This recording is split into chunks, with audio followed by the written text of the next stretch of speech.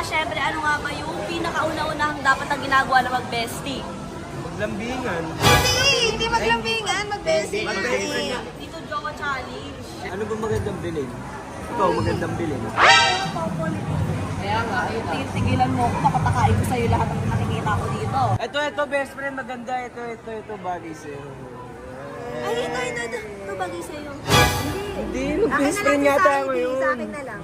Tigilan mo ba kayo itong gumagano? Abaya, bakit best friend lang kayo? Diba sabi nga sa kasabihan, pag binato ka ng bato, batoy mo na pagmamahal. Hindi ganun yun, te. Eto. Sabi nga sa kasabihan, pag binato ka ng bato, gusto mo bato ko sa'yo to. Huwag mo ibato sa kanya yan. Hindi ganun yun. Dapat may promise tayo sa isa't isa. Kaya nga. Okay, promise ko sa'yo, walang iwanan, BFF forever. O, ikaw ano Promise ko mo sa'yo, walang iwanan, text, ma'am. Text man, kahit text man yun.